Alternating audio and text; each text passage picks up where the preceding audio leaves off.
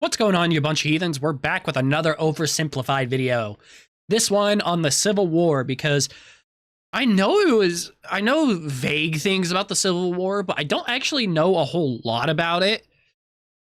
So, especially compared to other wars, so this should be pretty interesting. Make sure you guys check out the original. It's linked down below. Let's jump in. Okay, Mrs. Lincoln, this is it. One last push, and we're done. 9 months and 4 days ago, my father brought forth upon my mother himself and gave to her a child, conceived in a shack in Kentucky, and dedicated to the that's so cursed. That I would take num-nums from a bottle and do little poo-poos in my pantses for the next 2 to 3 years. Now what is it babies do again? Oh yeah. That is so fucking cursed. I am not touching that. I don't blame you, buddy. Abraham Lincoln grew up with his relatively poor family in Kentucky, eventually moving to Indiana, and finally, Illinois. He read a lot of books. Nice little tidbit right there of the KFC buckets. Nice. Worked a lot of jobs, wrote some questionable poetry. Wait, what'd that say? I saw Nicolas Cage. Illinois. He read a lot of books, worked a lot. Nicolas Cage impersonator. Oh. Of jobs, wrote some he does kind of look like poetry, and finally entered the law profession. Despite being self-taught, he turned out to be a pretty clever and astute lawyer. In one case, a guy claimed he witnessed a murder at night, and Lincoln was like, "How could you have seen anything in the dark? There was a bright full moon." A what? A bright full moon. Can you say that again, please? There was a bright full moon. A dim half moon? No, a bright full moon. That's funny, because according to this almanac, there was a dim half moon that night, which makes shit. you a liar. Well? That's some fucking Ace Attorney shit. Well, I got a bright full moon for y'all right here. Now that's what I call a rebuttal. But Lincoln and his cheekbones weren't only interested in law, however, God, he really does also have dabbled in some the world of major politics, cheekbones. serving as a legislator in both local and national assemblies. And what a time it was. Not even 100 years after the Founding Fathers wrote, "All men are created equal," politicians were already asking, yeah, but what does that mean exactly? It means all men. Yeah, but what does that mean exactly? And not just It means all men, States' rights motherfucker. versus the federal government. What are the executive powers of the president? Is cereal a soup? The Founding Fathers left some of these questions perhaps a little too open to interpretation. And the biggest question of them all was slavery, an ugly mark on what should have been a revolutionary new nation based on liberty and democracy.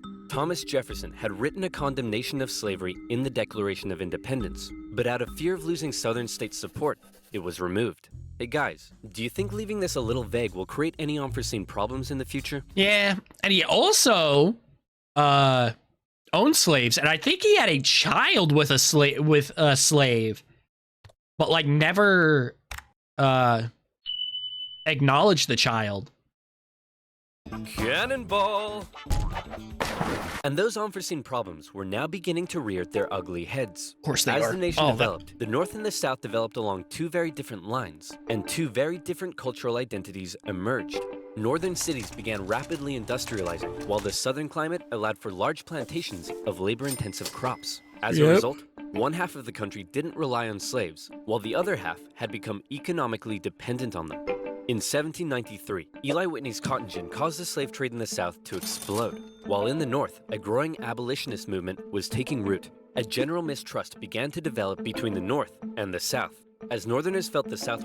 Yeah, the cotton gin. I'm trying to remember which class did I learn about that in?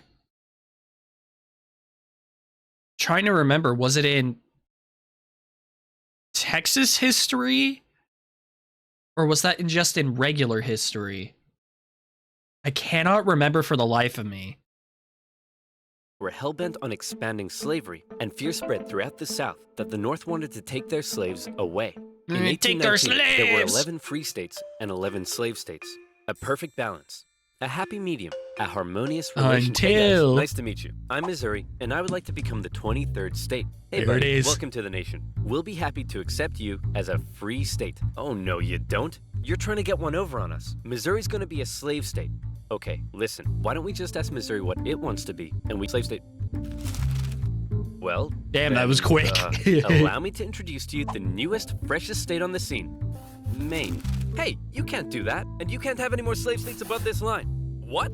The issue of slavery is solved, and it will never come up again. Oh. A few years later, it came up again. Of course You it see, did. As America expanded westward, each new state or territory that was added threatened to upend the delicate balance between the slave and free states. If one faction managed to outnumber the other, it could gain an easy majority and force its own ideals on the opposing side, leaving a huge portion of the population feeling spiteful and oppressed. For a while, compromises kicked the can down the road and kept the volatile balance in check, as new free and slave states were roughly added in pairs. Yep, just constantly kick. Is that a big reason why so many of the fucking these states are so small? Other than like the original colonies, was it just like? But then one Were they just loudmouth adding state stuff? had to barge in and ruin everything as usual. Texas? Yep, The Texas. addition of Texas saw the United States enter into a war with Mexico, which they won, gaining a huge amount of land out west and creating even more problems. Hey guys, nice to meet you. I'm California, and I would like to become the 31st state. Hey buddy, welcome to the nation. We'll be happy to accept you as a southern slave state. Oh no, you don't. You're trying to get one over on us. Wow. California. I didn't know California entered in so early. 31st? Really? I didn't know that. Like, there's Texas and then all this land. I didn't is know gonna be that. a free state. Okay, listen. Why don't we just ask California what it wants to be, and we can free state? Well, then, allow me to introduce to you the territories of New Mexico and Utah, able to freely vote for slavery themselves. Hey, you can't do that, and we can enter Northern Territory anytime we want to recapture escaped slaves. What? The issue of slavery is solved, and it will never come up again. A few Wow. years later, it came up again. In 1854, As it inevitably a Democratic senator did. from Illinois wanted to build a really cool choo-choo train here and proposed that the Oh, the territories Union of Kansas Pacific. and Nebraska be created open to slavery, even though they were clearly above the Missouri Compromise line. Obviously, the northern states were like, hell no. But the Southern Democrats who controlled Congress at the time were like, well, if you love liberty and democracy so much, then you should let them vote on whether slavery should be legal or not. And so it was. Huge numbers of pro- and anti-slavery settlers rushed to Kansas to sway the vote in their favor. And while they were all there, they began Sounds about to beat right. the crap out of each other. One of those settlers was a man named John Brown, a former businessman who failed at just about everything he tried and went arguably insane. He was a radical abolitionist and dedicated much of his life to the Underground Railroad and freeing Fuck slaves. yeah, One my night, in revenge homie. for an earlier raid by pro-slavery forces, he and his sons killed a number of pro-slavery settlers in the territory, helping to kickstart years of violence known as Bleeding Kansas. Oh shit. Homie is just like fucking Cassius Clay, huh? God damn, what? How does I swear, if it's on Oversimplified, then it's probably someone like, name sounds vaguely familiar, but at the same time, John Brown is really fucking common name. Kansas and Nebraska both eventually voted in favor of outlawing slavery. But from here, the tension began to grow at a rapid pace. In 1852, Not a surprise. author Harriet Beecher Stowe penned Uncle Tom's Cabin, a best-selling novel that exposed the terrible cruelty of slavery to the world. Oh, how awful. How morally corrupt a nation must be to allow such things to happen. Your Majesty, what should we do about all the starving children working in the coal mines? Nothing! In God, the fucking 1854, teeth. the Republican Party was formed, and Abraham Lincoln emerged as a leading figure. Southern Democrats viewed the new Republican Party with mistrust, believing it to be radical and abolitionist. You're In gonna take our 1856, slaves! A politician named Charles Sumter gave a speech in Congress, calling out slave-owning Democrats with fiery language. If slavery was a woman, she'd be an ugly one. And the senator from South Carolina Hey. would like to boink her. Representative Brooks, do you have a rebuttal? Oh, I have a rebuttal, all right. That's a hell of a fucking sentence. Slavery were a woman, she'd be ugly, and you, my good sir, wanna fuck her. Yeah, here's a rebuttal for you. Oh, come on. Surely this isn't allowed. I don't know. I'll have to consult the rule book. Missed opportunity to have this say duh rules like Fairly Odd Parents. I can't find anything about caning a political opponent, but it says here I'm not allowed to wear women's underwear. Uh-oh. News of the violence on the Senate floor took the nation by storm. Southern slave owners sent Representative Brooks new canes to replace his now broken one. And on the floors of Congress, politicians carried weapons in self-defense. which is never a Oh good sign. shit. In 1857, the Supreme Court ruled in the Dred Scott case that all people of African descent, slave or free, could not be citizens, and therefore could not sue for their own freedom under any circumstances, undoing years of progress with the strike of a gavel. Now, within all this bitter debate over slavery, there were many nuances. North versus South, Republican versus Democrat, states versus the federal government. But let's strip all of that away. For 4 million individuals living in America, this wasn't about political intrigue or party alignment. It was about the basic human right to be free. Men, women, and children were stolen from their homelands and brought to the American continent, where for generations they were considered to be property, forced to live in poverty, and work from sunrise to sunset. Plantation overseers did whatever they felt was necessary to get the most out of their slaves. Punishments were often barbaric. Yeah, Families were regularly separated, and parents could often only watch, as their children were auctioned off, never to be seen again. Thousands of slaves took the treacherous risk of running away, and abolitionists in the North helped many escape via the Underground Railroad, as bounty hunters entered the North to chase them down.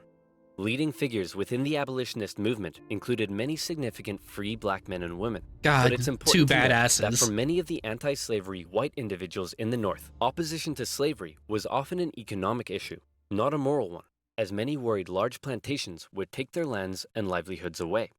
Abraham Lincoln knew that slavery was a moral evil, and he regularly spoke out against it in powerful.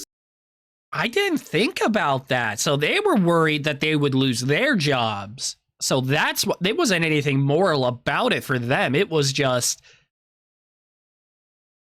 financial. Okay. Speeches that helped him rise through the ranks of the new I Republican mean, Party. whatever gets it He done. lamented at the hypocrisy I guess. of a great American nation meant to stand as a shining beacon of freedom while also enslaving 4 million men, women, and children. He most famously declared in 1858 that a house divided against itself cannot stand, that one day slavery in America would end.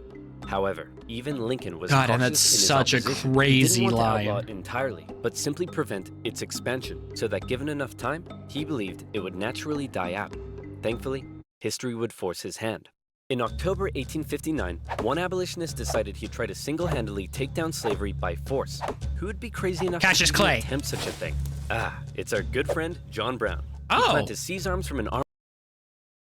Oh, I do know that. I do know this story. I thought it was talking about Cassius Clay. Does he get mentioned whatsoever in this? In the town of Harper's Ferry, free the slaves there, and continue south, inciting a major slave uprising along the way. A noble cause, a bad plan, and terrible execution. Brown's men took the armory and some hostages, but were quickly surrounded by one Robert E. Lee and his U.S. Marines. Brown was captured, and a couple of months later, he was executed for treason. Northerners sympathized with Brown. Damn, Brown. Southerners were like, Almost "You see good." this? They're coming for us. Soon, there'll be 1 million John Browns. 1 million John Browns? What on earth are you thinking about? A John Brown farm? Yeah, me too.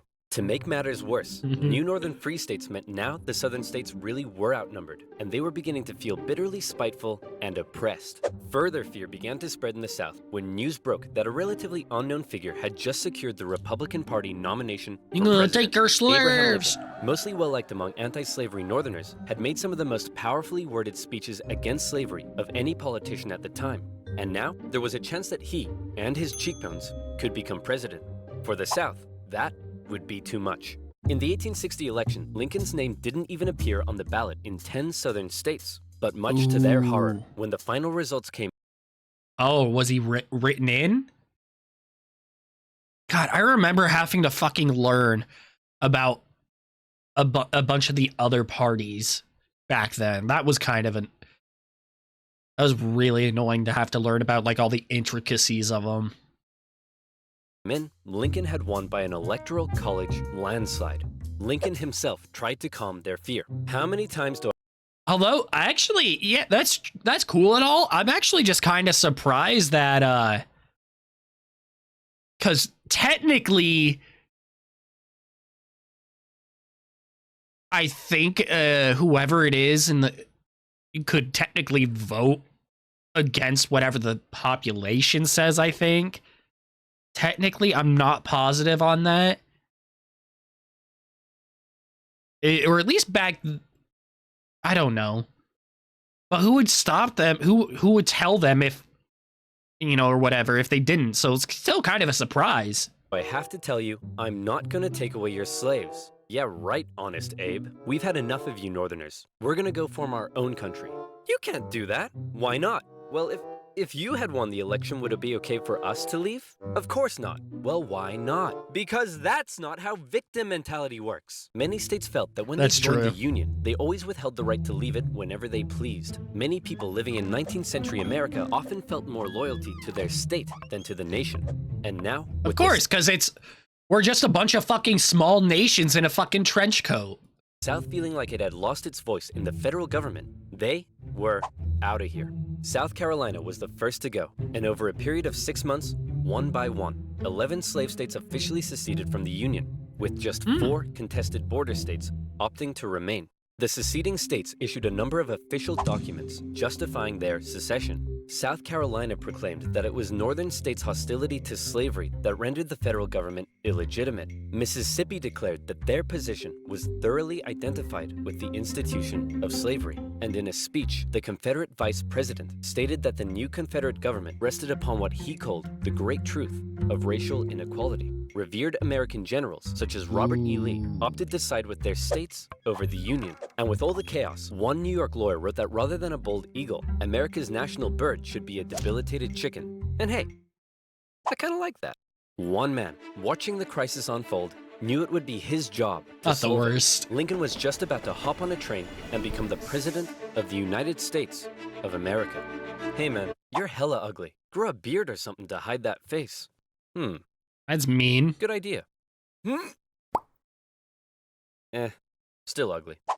With assassination plots already underway, Lincoln had to travel to Washington, D.C. under heavy disguise and protection. All along the way, he received stacks of threatening letters. May the hand of the devil strike you down. You are destroying this country. Damn you, every breath you take. Love from... Grandma? At his inauguration speech, Lincoln once again reiterated that no, I do not want to take away anyone's slaves. But for Lincoln, he did want to preserve the Union. He declared secession to be nothing but an illegitimate rebellion. In your hands, and not in mine, he said, is the momentous issue of civil war. You can have no conflict without being yourselves the aggressors. We are not enemies, but friends. It was clear Lincoln was ready and willing to get freaky and open up a can of Scatman John if he had to. Whether he had the support of the people, however, was in question. In the end, it was the Confederates that fired the first shot. As they seceded, the Confederate states began seizing federal U.S. property throughout the South. Off the coast of Charleston, South Carolina, was one such federal property, Fort Sumter, held by an undersupplied U.S. force. I vaguely have heard stories about. I vaguely remember Fort Sumter. The Confederate militia there demanded the fort surrender, a request which was quickly denied. And any remaining hope for a peaceful solution to the secession crisis probably then died when the Confederates did this. The Battle of Fort Sumter is considered to be the beginning of the American Civil War. Many of the Confederates there also considered it to be the end of the American Civil War. They hoped Old Abe would just sigh and say, okay, you win. Y'all done fucked up. Lincoln actually said, you're about to get a roundhouse to the face. Lincoln sent out the call for 75,000 volunteers, and men signed up in droves, hopeful for some adventure and good old-fashioned F-U-N. In the new Confederate capital at Richmond, Virginia, Confederate President Jefferson Davis and his cheekbones had also sent out the call for 100,000 God, they could totally be cousins. Both sides hoped for a quick end to the war. Is it over yet? No, Jimmy. It's been 1 week. Is it over now? No. How about now? If you ask that one more time, I swear I will turn this army around and you'll all have to go back home to your wives and children. I was gonna say, that don't sound like a bad thing. The South knew the conflict would pose a bit of a challenge. How can we expect to win with a population of only 5 million against 22 million in the North? If you count us 4 million slaves, you'd have 9 million. Great idea. Hand these rifles out to all the men. Wait a minute. You almost had me there. The problem so close was that many of his top generals were getting old and were being a bit too cautious. The commanding general was a man named Winfield Scott, a veteran of the Mexican-American War, and by now, he was too fat to even mount a horse. Okay, chaps, we need to come up with a plan. Hit me. We could... God, he that fat? He's fat then. Wait for the Confederates to come and apologize. Maybe we should all sit in a circle and discuss our feelings. Crossing the Delaware into New Jersey worked for me. Those are all terrible ideas. And you? Wrong video. Hey, I'm the greatest president in the history of this nation. Yeah, we'll see about that, dingus. Eventually, Lincoln's generals came up with a multi-pronged strategy. First, a blockade would cut off and starve the South of supplies by sea. Secondly, taking control of the great Mississippi River would sever the South's economic artery while splitting it in two. And finally, a main Union force in the East would move south and take the Confederate capital, ending the war. Bada boom, bada bing. Skirmishes began to break out across the nation, and the Union Army in the East began to move south towards Richmond. Everything seemed to be going well until they reached Manassas, where they came upon a large Confederate force. It's almost like they were waiting for us. How did they know? As it turned out, spies in DC had sent a coded message to the Confederates warning of the invasion. Did you use NordVPN? What the heck is NordVPN? I'm so glad you asked. Oh, is this the ad? Yep. But this is 5 years old, so we're going to skip it. My channel. So thank you. Now where were we? Oh yeah. Secession, Fat Man, and the Union invasion into Virginia. But they were betrayed. Each other at Manassas, and both geared up for the first major battle of the Civil War. The First Battle of Bull Run. The Confederates rapidly brought in support via rail, and the two sides were about equal in numbers. However, they were also equally inexperienced. A large number of civilians also rode out by carriage from God, yes, this fucking crazy story. This story is fucking insane. To picnic on the nearby hills. And yeah, because they didn't think that this would be a big fucking deal. So they all just rode out, and families legit just took picnics to fucking watch the first battle of the Civil War. Unfold. Fucking insane. Nobody seemed to quite understand how destructive this war was going to be. The Union forces pulled a flanking maneuver to hit the Confederates on their left, and the two sides fired on each other in rows. Farm families living in the area were forced to flee the fighting, including a man named Wilmer McLean. Hurry up, Martha! There's a war out here. The more you tell me to hurry up, the slower I will go. The Union force saw initial success, pushing the Confederates back to Henry Hill. But one as of yet fairly unknown General Thomas Jackson had arrived, and he took a defensive position, standing firm like a stone wall, holding the Union Army off, and finally sending them running back to Washington, D.C. with heavy casualties, the sobering reality of war. Oh, damn, 1,200 missing. And only about 12? Like, wounded fairly close, but missing, that's a huge fucking difference. Like, almost pretty close. Big discrepancy. Both sides hard, and the North, having just lost the first major battle, had to face the serious prospect that they may not actually win this war. President Lincoln, General Jackson whipped us so hard, the Confederates are calling him Stonewall Jackson. Wait, that's why they're calling him that? Not because he looks like he ran face first into a stone wall? Apparently not. Oh, Worse yet, the North had also lost the first major battle out west. That's giving crazy. away control of southwest Missouri. All of this was terrible news for Abraham Lincoln, especially since many of his generals and cabinet already didn't have much respect for him. They felt he was incapable of running a war because he seemed a bit like your friendly old grandpa. He famously loved a long-winded story and a good pun. I've been so busy, my wife is missing me, but her aim is starting to improve. But deep down, few realized he could also be incredibly shrewd. Oh, Abe, you're so funny. Funny how? Funny like I'm a clown? Abe, I was just... No, funny how? Like I'm here to amuse you? During the war. Damn, just... The fuck you say to me? I'm not funny, bitch. Lincoln committed acts that were viewed by some as impeachable. His administration suppressed the free media from printing articles sympathetic towards the South. Some Southern sympathizers were even arrested without a trial. Lincoln's criticizers began accusing him of being a tyrant. But to quote the man himself, hey, it's war, baby. What are you gonna do? By the end of 1861, with things already looking bad for the North, abolition... Like, some real fucky shit, but he I don't know. He had to do what he had to do, but it's still super fucky. Frederick Douglass couldn't believe that the Union Army weren't enlisting black men. He continued to put pressure on Lincoln to make the war about emancipation. Mr. President, it's time to make the war about emancipation.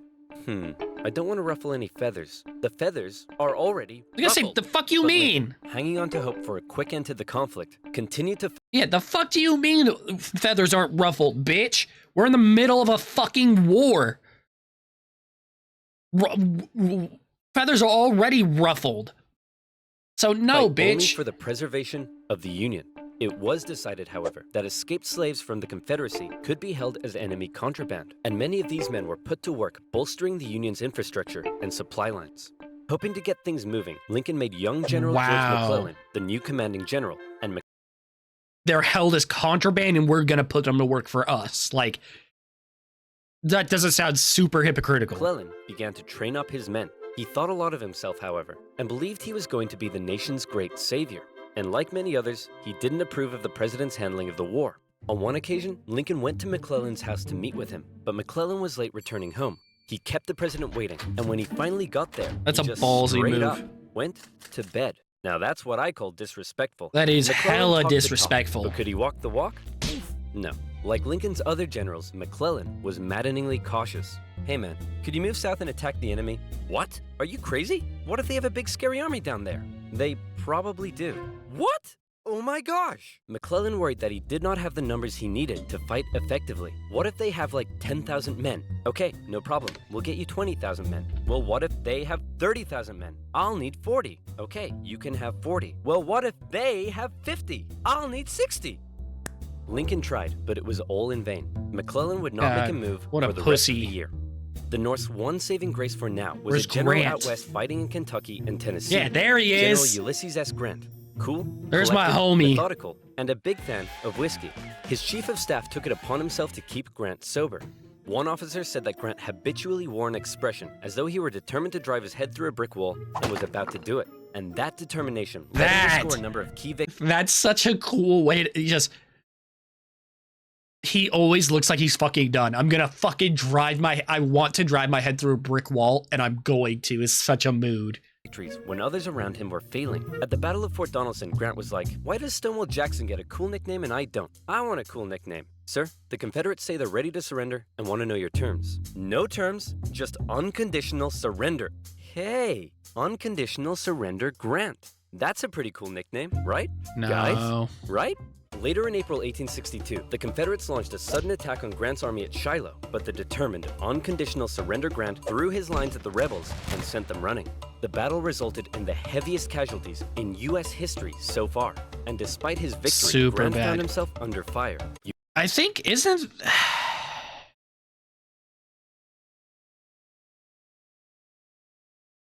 Battle of Shiloh. I want to say John Clem, the youngest NCO ever. Thinking about doing a video on him on my other channel, like history-wise kind of shit. I think he was rumored to be a part of it, but I'm not positive. In U.S. history so far, and despite his victory, Grant found himself under fire. You have to get rid of Grant. Why? Didn't he win? Yes, but he just threw his men at the enemy. Isn't that the point? Also, he's a loony drunk. Well, what does he like to drink? I believe whiskey, sir. Then send him more. Exactly. Lincoln Motherfucker, it's working. I don't care. If it's working, I don't care. Send him more shit. His cabinet did nothing but bicker, and his generals did nothing. But then, worst of all, personal tragedy struck. Lincoln's young son, Willie, very much loved by the president, died of typhoid fever at the age of 11. Lincoln was I a didn't know sensitive that. man and was heavily affected by the loss. His wife was inconsolable. But one of Lincoln's greatest traits, what made him such a great leader, was in the darkest of times. God, what a with fucking composure and amazing determination, photograph. he What an kept moving amazing forward. mug. He knew it was his responsibility to hold himself and his family together. And by doing so, he hoped to hold the nation together. And he had had it with McClellan's in action. Lincoln decided he was gonna take control. In March 1862, Fuck yeah, about Lincoln time. firmly ordered McClellan to once again move south towards Richmond. McClellan insisted instead they move by sea to the Virginia Peninsula and attack Richmond from the southeast. Yes, said Lincoln. Okay, anything. Lincoln held on to some of McClellan's just men to fucking defend the sea anything from the at this nearby point. Stonewall Jackson wreaking havoc in the Shenandoah Valley, and he sent McClellan south. McClellan landed on the peninsula, and he began to move inland. He came up against a small Confederate army that had dug in at Yorktown. McClellan vastly outnumbered the force, but it's said that Confederate General Magruder deceived McClellan by cleverly maneuvering his smaller force and making McClellan believe he faced a huge army. No, you have way more men than them. Get your ass moving, motherfucker. No. McClellan settled in for a month-long siege, giving time for Johnston to move south from Manassas and Magruder time to retreat. When he finally entered the city and found it deserted, he declared it a victory, calling his success brilliant. Then, after meeting some resistance at Williamsburg, McClellan moved to within just 20 miles of Richmond, his armies able to hear the church bells ringing in the enemy capital. You still outnumber them. Go give him hell. No. McClellan once again held back, moving slowly and defensively. And with his army split in two, the Confederates saw an opportunity to strike back. McClellan's advance was halted, and now the Confederates pulled an ace out of their sleeve. General Lee, you're up. Do you think we should evacuate Richmond? No, Mr. President, no need. General Robert E. Lee, one of the most brilliant military commanders of the time, was now in charge. One of his biggest strengths was his ability to read the mind of his enemy, and he knew McClellan was cautious and weak. After moving Stonewall Jackson south to join him, and even though he had a smaller army, Lee hit McClellan in a series of fast-paced, close combat battles that had McClellan spooked. McClellan retreated the Union Army back again and again and again, escaping the peninsula and returning to D.C. Lee had defeated McClellan, and the campaign McClellan, you're out of a fucking job. Success? A success? Tell me exactly what was successful about that. Well, we successfully retreated. You lost. I didn't lose. I merely failed to win. Things just kept looking worse for the North. God, at least their Lincoln, Navy get rid of that fucker. Success, capturing a number of key port cities, notably when they steamrolled past Confederate forts to take New Orleans. And speaking of the Navy, yeah, the taking of New Orleans, I'm pretty sure was a big deal. Using ironclads, so that's pretty cool. But in that was ironclads are pretty cool. After McClellan, I'd love to see more media about them. Like, I'm trying to think, the only media that I know I've seen them in is in, what was it? You see them in, or at least one of them, in Red Dead Redemption 2, when you blow one up. And then in the movie Sahara, featuring Matthew McConaughey. Did y'all ever watch that? There's an old Confederate, because it's old, like he's looking for old Confederate gold or whatever. And it ended up in the Sahara somehow. And that's where, and they shoot down a helicopter in it with an old cannon. Pretty interesting. Disastrous Good campaign, movie. Lincoln briefly sent out one General John Pope to attack Northern Virginia. Hey man, just checking in. How's it going? Well, the Confederates kicked my butt at Cedar Mountain. Then they raided my camp and ran off with my money and clothes. Also, I appear to have been wedgied. Lee defeated Pope at yet another battle at Bull Run, in which nearby farm families once again got caught up in the fighting. Hurry up, Martha! There's another war out here! I'm waiting for my hair to dry! Martha, get your fucking shit together. Sick of war, moved his family south, where he knew the war would definitely, absolutely, never touch him again. But Lincoln had yet another problem to contend with. European powers, in particular the UK, were looking increasingly like they may intervene diplomatically on the side of the Confederates. Do we finally hear about it? Their precious supply of southern cotton because of the Union blockade, and they wanted to see a swift conclusion to the war. The tension between America and Great Britain had been increasing, especially after Confederate diplomats were discovered on a British ship. Now, after McClellan's failure to take Richmond, the UK declared it impossible for the North to win. Lincoln needed something to prevent Europe from getting involved, and after more petitioning from abolitionists, he decided maybe the time was finally right to make the war about ending the institution he hated, slavery. If the North had a noble cause to fight for, Europe would be less likely to intervene. But Lincoln and his cabinet knew before they could declare something as radical as emancipation, they needed a victory, especially now that the Confederates... I don't think he's gonna mention it, which kinda sucks. ...were about to go on the attack. Aware that he had a limited number of men and supplies, Lee now hoped that if he could just threaten Washington, D.C. militarily, he would gain Europe's recognition and crush Northern morale in time for the midterm elections, forcing the North to negotiate. With confidence at an all-time high, for the first time, Robert E. Lee invaded the North. But on September 13th, the North finally had some luck.